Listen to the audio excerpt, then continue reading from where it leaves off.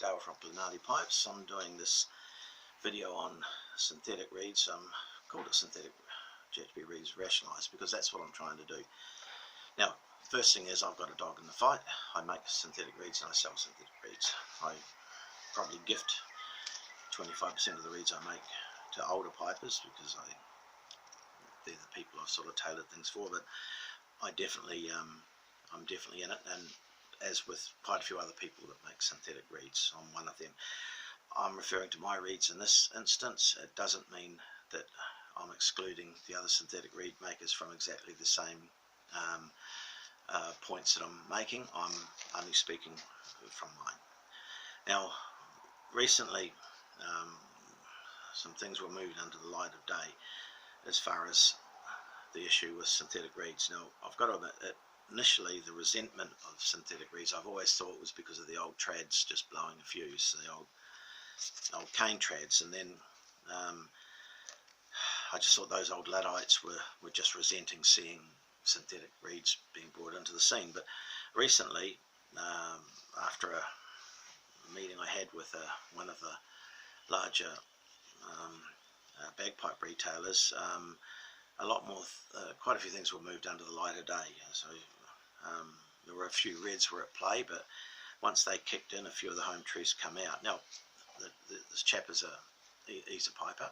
He uses my synthetic reed for his weddings, funerals, and community work, and he readily admits the advantages of synthetic over cane in that application. He doesn't have to worry about warming up. He doesn't have to worry about the pitch varying or the pressure varying. He doesn't have to worry about much at all. Once he's got the reed that suits him, it just plays straight out of the boot of his car. Whereas cane, he would have to warm it up and get it working. Now, I'm not saying that synthetic reeds are going to replace a cane. In fact, I think the majority of the mainstream pipers deserve to play cane with all its problems and idiosyncrasies. It's probably the only way that the majority of them are ever going to learn any reed skills, and reed skills is probably more important, one of the more important things that most of them have just skipped over.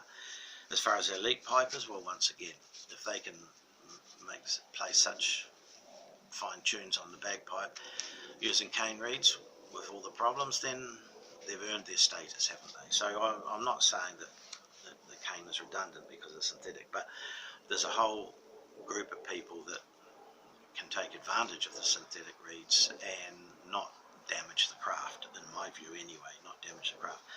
Now, this chap I was speaking to, the first thing he come out and he says, look, he says if he had to endorse synthetic reeds, it'd be like commercial suicide. He says that his money is, the real money he makes is not in selling pipes and chanters. He says these days with, you know, CNC pipes and companies like people like Wallace turning out African Blackwood sets of pipes for just about nothing, he says there's not much money in it, and selling high-end elite pipes there's still not much profit in it at the end of the day. So he says the real profit is in the peripherals. So it's like an inkjet printer, Hewlett Packard. They'll sell you the printer for $50, and then you pay $50 for every cartridge after that. They clean up on the ink. They don't make much out of the printer, but they certainly capitalize on the ink. Now, this is why he says, why would he bother endorsing a product that is going to kill off a lot of his primary first-time purchases, and it's going to kill off a lot of his return purchases? If people buy a synthetic reed and it lasts for years, and my young fella, his B-flat reed is 4 years old now and it's still running like a Swiss watch. So he says he's just going to lose out. You're actually hitting his bottom line. So as much as we know each other, he won't endorse them for that reason alone. So where I previously thought the stick in the mud was these old trad Luddites, it's actually not. It's all about the money. Now, all these devices that he sells, now you know the sort of things that they sell, they're not cheap. You know, you've got these little blow pipe things. Looks like it would be more in place on a Ferguson tractor, but anyway, there it is. When you fill it up with this sort of stuff, and it's theoretically it absorbs moisture. You've got you've got these things. They'll with either this stuff or kitty litter, another kitty litter type system. So you've seen them all. You've got these little individual things that go on the bottom of your drones and whatever, and they just fill them up with some sort of absorbent material. And nowhere do any of them provide any evidence that they actually work. You've seen these things, there's lots of these things around. Go to the website.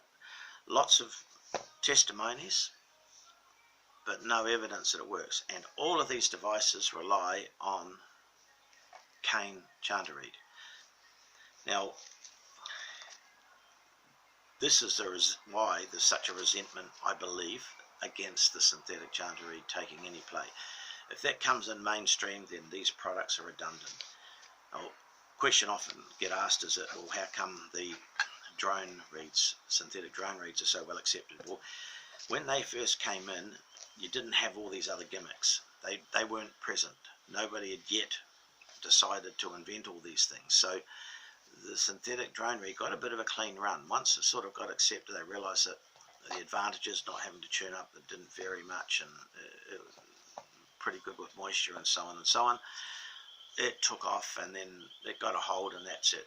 And then in that stage, they started bringing out moisture control stuff. Previously, you used your hide bags. You relied on the bag to absorb. Your breath going into the bag would condensate in the bag, and the bag would absorb a lot of that moisture. So that protected you from a lot of the problems with moisture. Back then, you still used to use a spit tube. It just went on your blowpipe. So any spit going down your bagpipe, or most of the spit going down your bagpipe, got captured with one of these, and your saturated air, as it went through the bag, a lot of it would condensate on the inside of the bag, and the bag would absorb it, and afterwards you dried out. The trouble is that hide bags, they're high maintenance, they required a bit of work, and people don't like doing work. People want things, they want instant gratification, instant results. And then we started getting in the hybrid bags, and we started getting in the different hide type configurations and so on, and that's where these moisture control systems took off. Now, if we did not have the cane chanterreed, like I say, they would be redundant. Now, the cane reed makers, they're not going to promote synthetic chanterreeds. In fact, I remember a conversation I had with Bob Shepherd when he was around, and he told me, in my own ear, that the real money was in reeds, not in chanters. So that sort of tells you what's going on with it. Now, as far as the results go, we know that the synthetic reeds now, I can speak for my results, but I'm sure the other synthetic reed manufacturers, makers, can also give the same thing. And because of COVID, we had the online competition, so people didn't get the face-to-face. So you were judged over video and audio files, and while you could enhance those files before you sent them in, the bottom line is that everybody was sort of on a bit of a level playing field at that point. Now, for me personally, Pipers playing my synthetic reeds, there were 16 top 5 places, including the first place, from 15 different judges. And 2 of those judges, just to name a couple, were William McCullum, Greg Wilson. Now, these are high-end pipers. They're not just listening to the sound, they're listening to how you play, style you play, they're listening to the response of movements and so on. So while you could say you can alter the sound a little bit, you could enhance the sound a little bit with software, those judges would beyond just listening to the sound. And for them to award prizes to people playing my synthetic reeds, and probably several of the other synthetic reed makers, it tells you that the sound is more than acceptable. Another example that came up of the resentment was over here in Australia, we have the McLean gathering every year, and pre-COVID there was a young fella there, he's 10, 11-year-old, playing his pipes. In the competition, he was using one of my synthetic chanter reeds. The judge was Callum Beaumont, who's a well-known piper, good piper, well-known piper. In the preliminaries, the young fella played his piece. He got his signed sheet back from Beaumont, and there was criticism about, drones could have been better tuned and better balanced with the chanter, blah blah. But when I went down, as far as the chanter goes, the area when they assessed or analysed, given an assessment on his chanter, he says chanter was nice. The young fella then, he went over to get ready. He got into the finals. He was setting up his pipe, trying to set his pipes in better tune than flat. And one of the old gentry, one of the older guys came over, one of the old pipes came over and offered to give him a hand, and he was helping him set up his pipes for the final, and he realised that he was using a synthetic chanter reed. Now, to his credit, he finished helping set up the pipes, but then that old guy, he ran around and he told as many people he could that little kid's playing a synthetic reed, just be aware.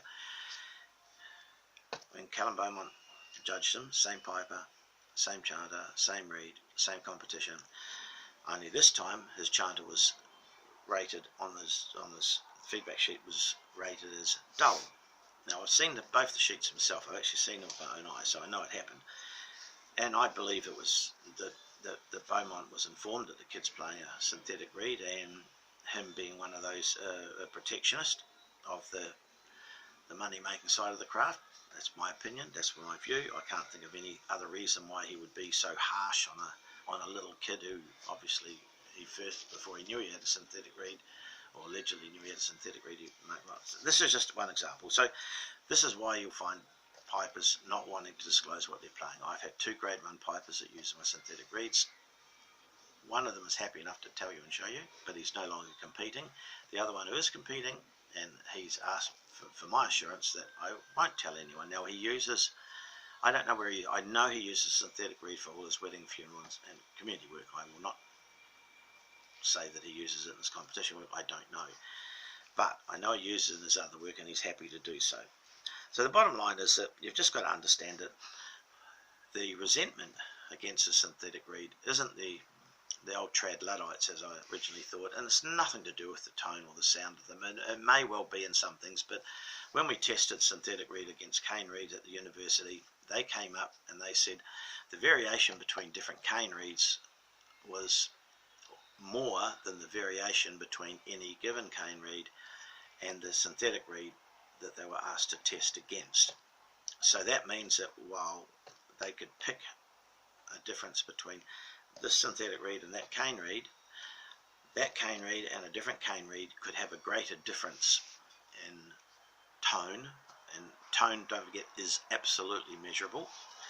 They will break it down to the overtones in the sound. So they just said basically it was inconclusive.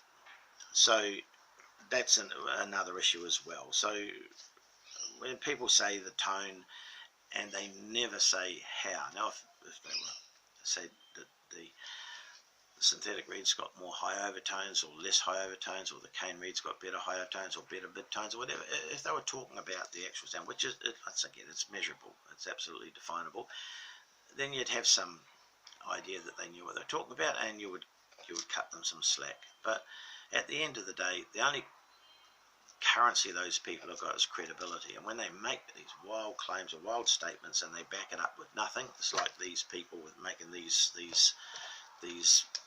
devices. They sell them to you at extreme prices, but they offer nothing to show their work. Profit is not a dirty word. You're allowed to make money out of whatever, that's fine. I find it a blight on the craft, though, when people are led to believe that for example, that only cane reed should be used in competitions, that only cane reed produces a good sound. If you can produce a good sound with a synthetic reed, why not? If you get the advantages from it, well, why not? If you've got the skills to play with cane, well, okay, all good and well. The elite people do, and you can hear the results. They play very well, and they produce a good sound as a result. But that's probably years and years and years of learning, and a lot of skills they've learned along the way. For those of us that are just weekend warriors, if you like, just play once a week maybe, then the synthetic reeds are a very good option. Once again, at the end of the day, my views over this whole issue are, rather than spend money on gimmicks, spend money on a tutor. spend money on good tutoring. Good tutoring lasts a lifetime.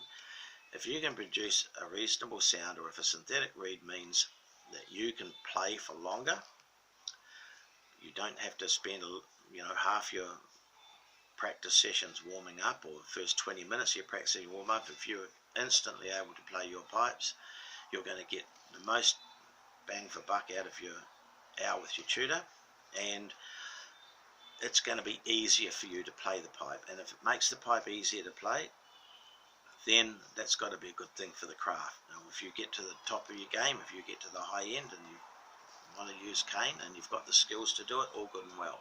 But if you're like the majority of people that I supply my reeds to, and especially the age of a lot of them, the synthetic reeds work fine, and the synthetic reeds allow them to keep playing where ordinarily they wouldn't have been able to. So that's my spill on the synthetic chanter reeds. Thanks for watching.